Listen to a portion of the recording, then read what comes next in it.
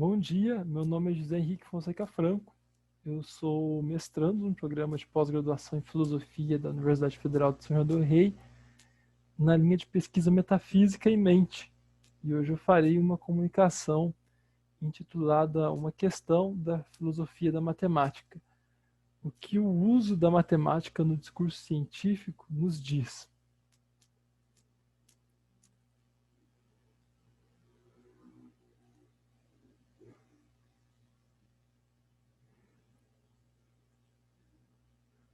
Bom,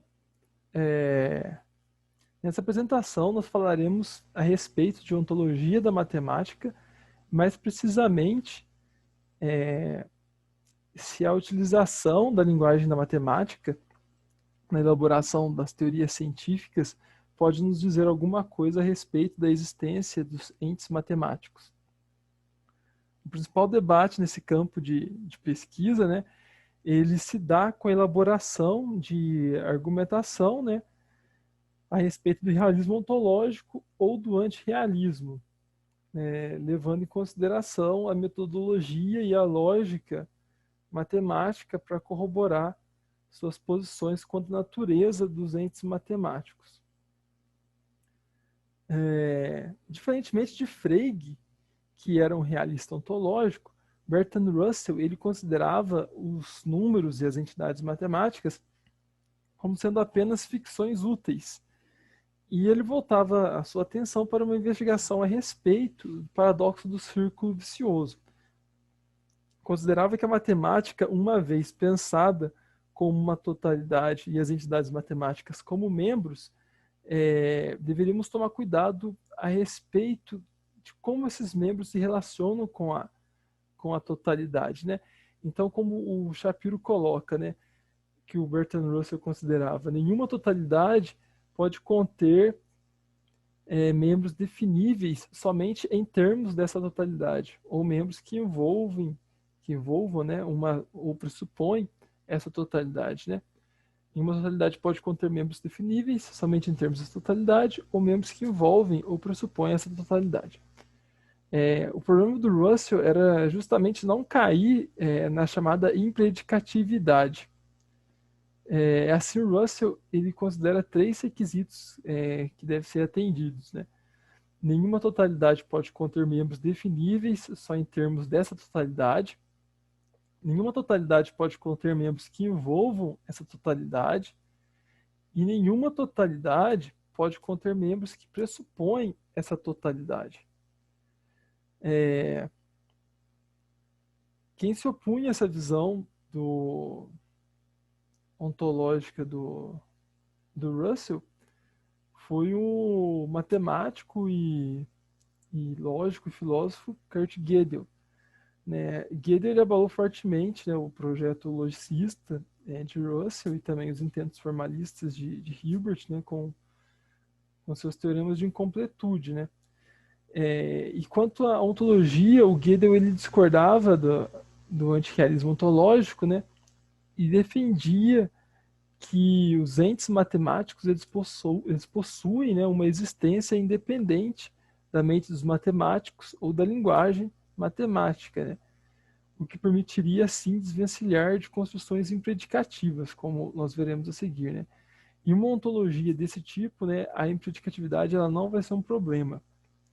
Se os objetos da matemática se eles forem concebidos como membros de uma totalidade, né, aí sim nós teremos um problema se nós não consideramos o realismo ontológico. Bom, para um realista ontológico, né, elaborar uma definição descrever um ente existente, né? Se a descrição de um ente que existe consiste em sua definição, né, esse ente ele já existe, né? Então nós estamos apenas descrevendo, né, quando elaboramos uma definição a respeito de um ente, né? Nesse sentido, como não estamos construindo, nós não vamos cair no princípio do círculo vicioso. Com essa ontologia, né, a gente assume que nós desconhecemos a totalidade, com essa ontologia do Gödel. né? Tal descrição, definição, não pode ser feita em função de uma totalidade, como queria o Russell, né? A questão aqui é tentar encontrar uma ontologia que seja coerente, né? Se tais entes eles existem para além das mentes dos matemáticos, não há problema a respeito da totalidade, uma vez que estaríamos apenas descrevendo um ente que pertence a uma totalidade. O que pode, dependendo do problema que estamos tentando resolver, não nos interessar, né? Mas isso aqui a gente vai ver mais adiante, seria uma questão mais pragmática. Bom, a descrição ou elaboração da definição, ela pode ser feita somente por referência a essa totalidade. E essa postura quanto à ontologia, ela visa a resolução de alguns problemas quanto ao procedimento matemático, principalmente a respeito de conceitos que foram classificados por Russell como sendo impredicativos, como ressalta o Shapiro, né?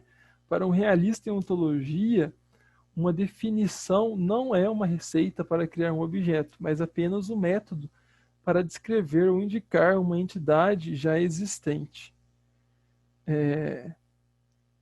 Descrever um objeto não necessariamente envolve uma totalidade, embora a descrição é feita tendo a totalidade como referência, como visto no segundo requisito que o Russell coloca, né? Nenhuma totalidade pode conter membros que envolvam essa totalidade. Nós podemos pressupor a existência de objetos como tendo como referência a totalidade, mas pressupor tal existência é diferente de conhecer. A pressuposição da existência é diferente da cognoscibilidade. Bom,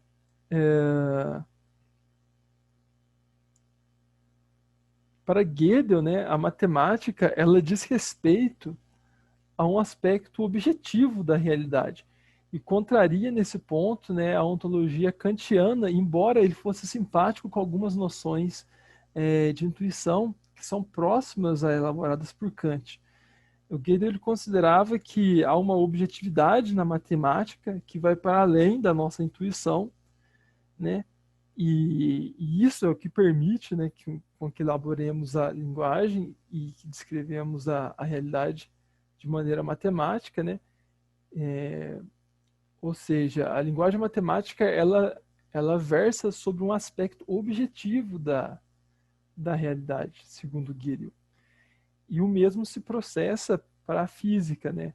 Que ele começa a citar nos seus artigos como um exemplo, né? E analogia referente à matemática. Notemos que esta investigação ela é de cunho epistêmico ontológico. Ela se preocupa em alguma medida ou indica para a questão a respeito do que nós podemos conhecer e a relação que se estabelece com a sua existência, no caso específico, né, das entidades, né, e dos objetos que são próprios da matemática ou da atividade matemática. No artigo de 1964, Gödel ele volta sua atenção para a hipótese do contínuo de Cantor, no caso interessante que se relaciona com a temática que nós desenvolvemos aqui, principalmente a respeito da cognoscibilidade, né, e da incognoscibilidade, né, porque o Cantor ele mostra que não existe uma correspondência 1 a 1 entre números naturais e números reais, né, porque o problema de Cantor, o problema do contínuo de Cantor, ele vai falar que nós temos mais números reais do que números naturais. Já que a pergunta que ele faz é se é possível a existência de um conjunto, a existência de conjuntos infinitos, né, cuja cardinalidade está entre a dos números naturais e a dos números reais. Vamos chamar, por exemplo, um conjunto S. Seria possível um conjunto S tal que não haja uma correspondência 1 a 1 entre S e os naturais, nem uma correspondência 1 a 1 entre S e os reais? Cantor conjectura que não há cardinalidades infinitas entre as cardinalidades dos naturais e dos reais. Sendo assim, não existe S.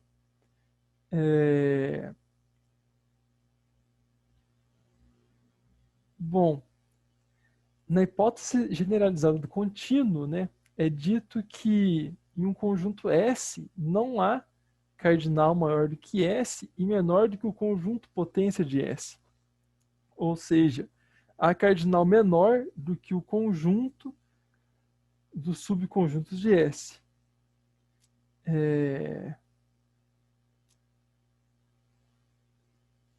A formalização da hipótese do contínuo, ela se dá com a elaboração da teoria dos conjuntos ZFC, Zermelo-Frankel com Scalia.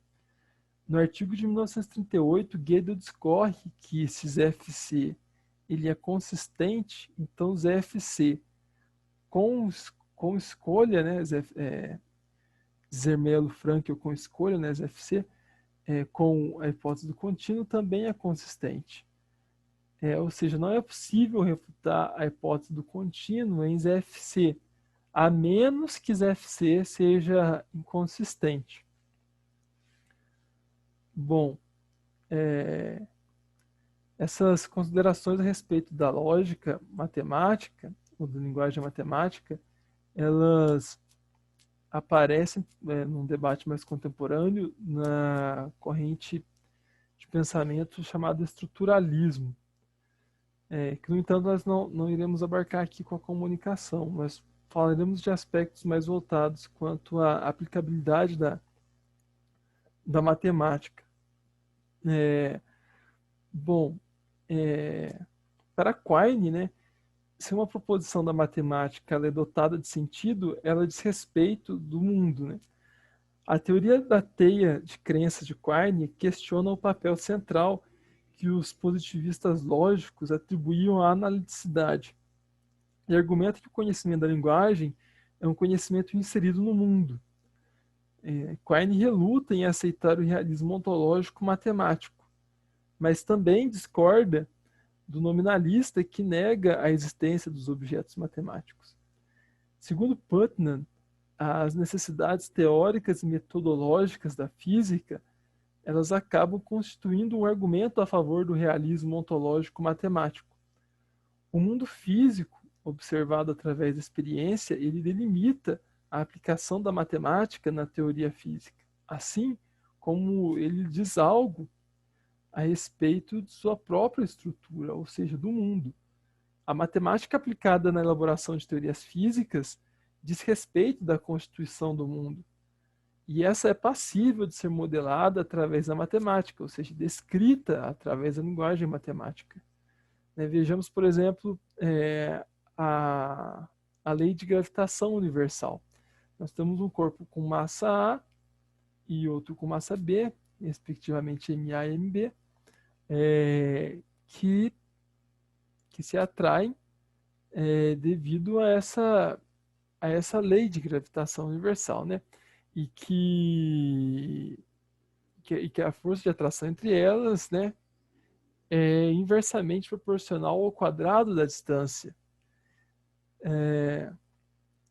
O fato de ser o quadrado da distância e não o cubo da distância ou a distância elevada à quarta nos diz algo a respeito de como o mundo é. Quine ele não vai estar interessado em questões modais, né? E isso parece que fica evidente com a formulação do seu argumento da aplicabilidade, né? E da indispensabilidade, né? O argumento da indispensabilidade de Quine e Putnam, né? Ele nos diz que os elétrons, planetas, objetos físicos e números, eles possuem o mesmo tipo de existência ou existem no mesmo sentido. Quine e Putnam não se voltam para problemas a respeito da consistência ou dos fundamentos da matemática, como a gente estava falando agora há pouco no Gödel, né?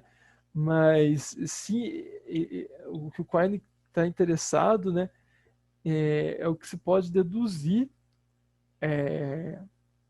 do fato da matemática ser aplicada a ciências empíricas, né? Como principal representante a física, né?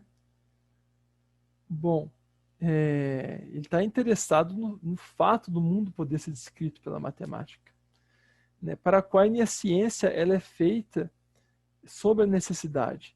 E o discurso, em termos de modalidade, eles não possuem, assim, relevância para a elaboração de teorias físicas. Ele objeta, assim, qualquer tipo de revisionismo na matemática ou na criação de qualquer tipo de matemática alternativa, né, como nós vemos nos intuicionistas, né? E o Quine ele concebe que a matemática é o que há de mais sólido na teia de crenças, né? Contestar, assim, a matemática implica em contestar toda a ciência moderna. E a matemática, ela está na teia de crenças se suas elaborações têm alguma relação com observações sensoriais. Então, o Quine não descarta de todo o papel da intuição na matemática, né? Até a simplificação da matemática, que iria arredondar as coisas, né, deve ter como finalidade a clarificação de teorias que falam sobre o mundo, deixando essa teia mais coerente. A metamatemática, se possível nesse sentido na teoria quiniana, talvez seria possível somente nesse sentido, de aparar as arestas e deixar, né, o discurso científico mais coerente. Med, que é uma representante do naturalismo, né, ela sintetiza as visões de Gödel e de Quine. Ela concebe que podemos fazer concessões ao realismo ontológico se esse possibilita a nossa melhor explicação do mundo. A aplicabilidade da matemática na ciência moderna, que consiste a nossa melhor teoria para explicarmos o mundo, nos dá razões para acreditar na existência de objetos matemáticos. Ela objeta que a teia de crenças de Quine aceita o caráter óbvio da matemática que parece ser ignorado pelo argumento da aplicabilidade. Ela faz, assim, uma defesa de ramos mais teóricos da matemática. A epistemologia da matemática de Quine ela é mais abrangente, de Med, ela é mais abrangente. A epistemologia de Med ela tem dois níveis. No nível inferior nós temos a intuição, que fundamenta, né, que sustenta princípios subjacentes das teorias matemáticas básicas, né? E com Gödel, né, os axiomas de vários ramos da matemática, eles impõem-se-nos como verdades, né? Então, a matemática de nível superior, ela é justificada extrinsecamente através de suas aplicações à matemática de nível inferior e às ciências naturais. O que Quine parece, o que Med parece estar fazendo é esboçar um edifício onde a teoria matemática ela seja coerente com os seus usos e com a sua teoria interna. Bom,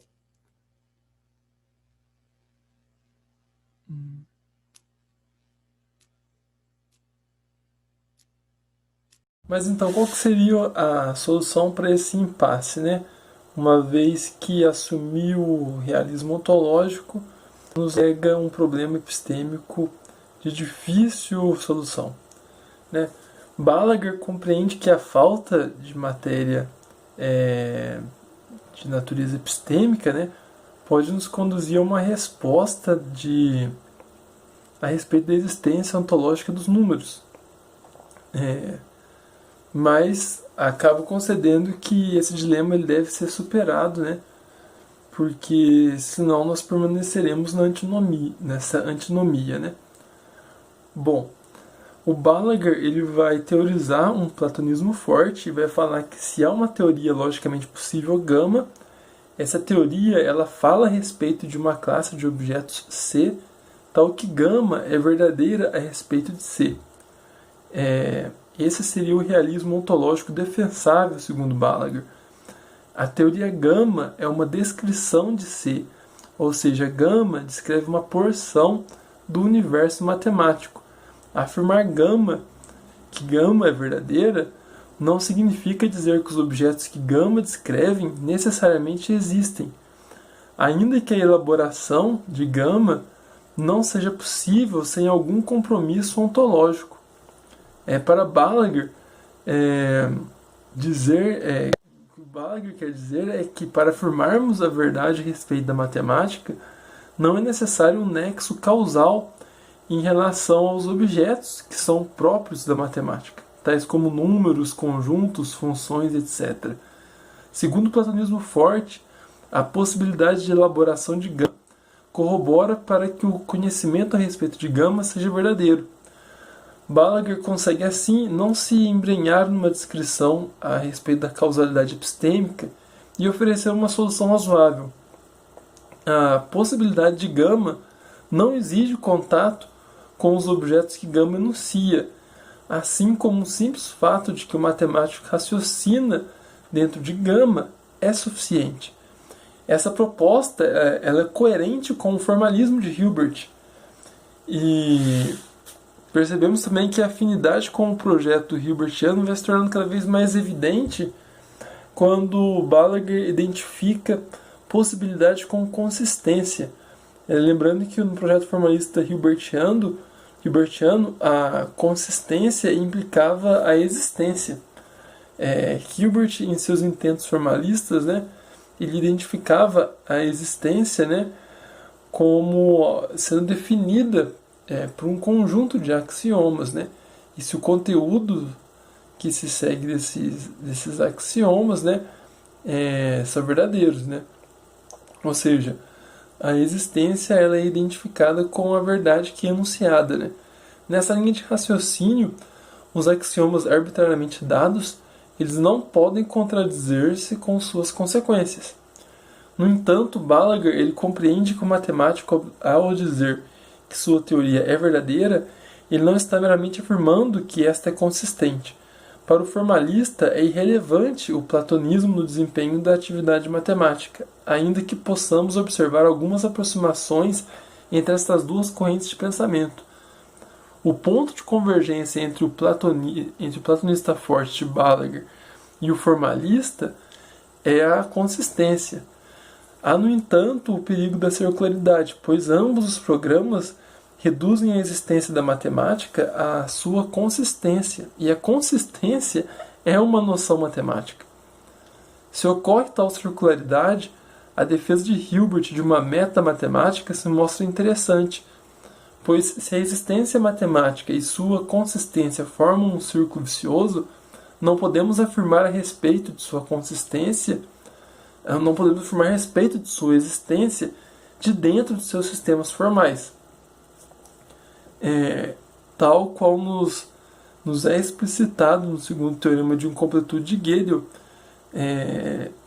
uma vez que no projeto formalista é identificado a existência com a consistência, e o segundo teorema de completude de Gödel nos diz que não podemos afirmar a consistência de dentro de um sistema.